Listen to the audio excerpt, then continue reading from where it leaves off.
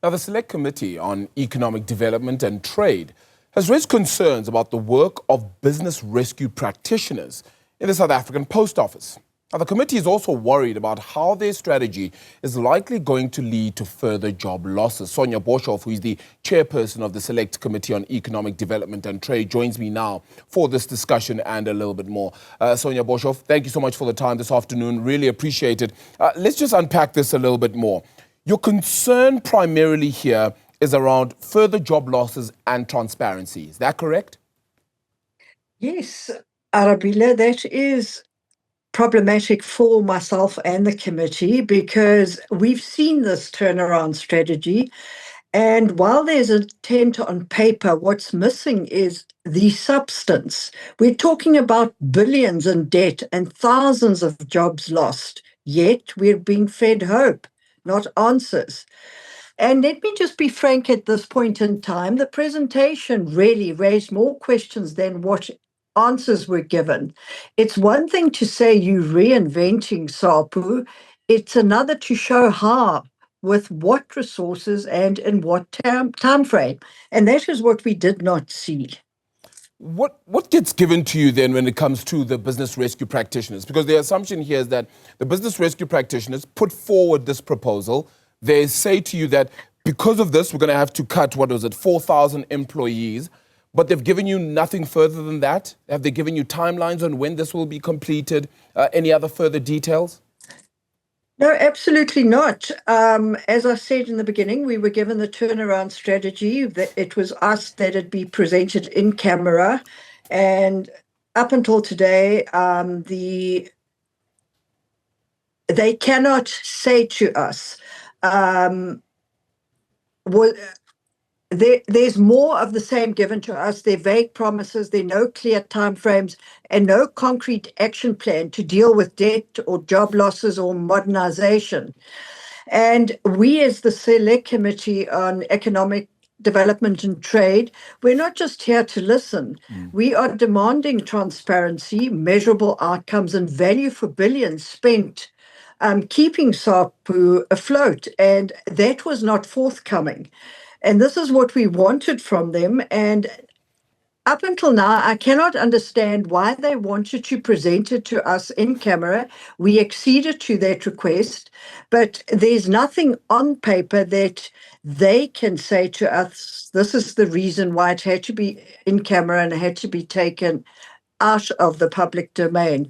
And remember, we must ensure that where public funding is used, that there is accountability from the people that are utilizing public funds. So, Sonja, what is the response from government in this regard then? Well, I mean, because ultimately government is the one that has to then say yes to this actually coming forward from the business rescue practitioners.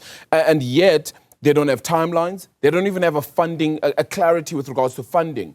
What is their response to this? Well, their response is, in my view, very lackluster. We didn't get the answers that we were looking for, and that's why we said that we will want to meet with them in the third term after our August recess period, because they said they are going to reset the button. So we need to absolutely see what the reset button is. So they will be coming back to us with the answers that we requested from them that we did not get. Now, if you listen to what Minister Solly Malachi said, he wants the state to remain the majority shareholder, and that is fair. But ownership without accountability means nothing. We need transparency on the deals, partnerships, and governance. And when a question was posed to them, and it was posed by myself, they say it is an asset. And an asset doesn't continually ask for bailouts. And they keep on saying, but this bailout is not a bailout, it's an investment. But I don't see it as an investment because they cannot give us the answers to the questions that we requested. Their idea is to modernize, they want to digitalize, they want to offer new services. But they don't give us the funding model. They don't give us the rollout plan. They don't give us the technical or the tech roadmap for that. And the minister is right to expect innovation. But how do we innovate on a broken foundation? And this is what the BRPs cannot answer and give concrete proposals to us on how they want to take it forward. Is it of your opinion then that perhaps the South African Post Office should actually be privatized? No, I don't think it should be privatized, because there are millions of people in the more rural areas that are reliant on SAPO. But as Minister Malachi also said, the government cannot keep throwing money at SAPO. He's also acknowledged what many of us have said for years, that this model is broken. That is why Treasury is now involved. And the talk now is about bringing in private sector. So as I said earlier on, the minister wants it to remain in state hands, but he wants the buy-in from the private sector partners. But here's the rub. You cannot attract private sector with vague strategies and closed door meetings. We need, as a committee and as Parliament, a proper plan, and we need it out in the open. And that's why initially on last week, Wednesday, we sent them packing when they requested a closed meeting without providing us with any documents. And that's why they had to come back last week and give us the reasons for in-camera meetings, and that was then acceded to, and yet still in camera we weren't given what we were expecting. Yeah. And I mean, at this point in time, nearly close to 6 billion has been passed over to SAPO. And the fact that the business practitioners are also receiving a substantial amount to rescue is problematic. Yeah.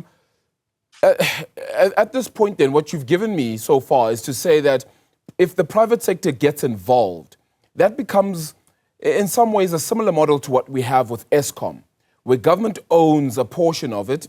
In Telkom's case, Telkom itself, it isn't above 50%, which means that they don't necessarily have control of Telkom. But is that the kind of model we'd be looking at, where perhaps government owns around 60% while the private sector gets involved and perhaps they own the other 40%? Is that something that would be considered if, of course, the funding model and the investment model are made correct, and this revitalization process and this reconfiguration process also is the correct plan?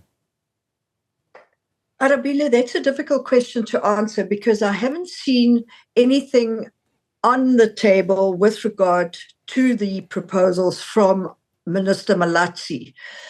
That's why I said that he would like to see it a government entity, but with private backing or private buy-in.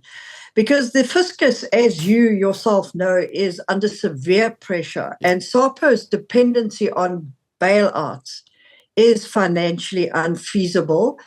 And the communications department lacks the funds for another rescue, because the latest request from the BRP is that they require another 3.8 billion bailout to be able to save SAPO.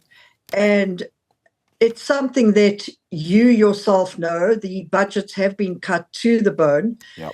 It's something that this government just cannot do at this point in time, and therefore we need private-public partnerships. Yeah, well, we certainly can only get those, of course, as you said, with the right plan, with the right investor model. So we certainly hope that you will continue to insist on greater clarity, stronger accountability, and full transparency from all parties involved in this business rescue process. Sonja Boshoff, appreciate the time this afternoon. Thank you so much for joining us, chairperson of the Select Committee on Economic Development as well as Trade, as we talk about the business rescue of the South African Post Office, a long, outstanding and long-winded and outdated conversation that we've been having.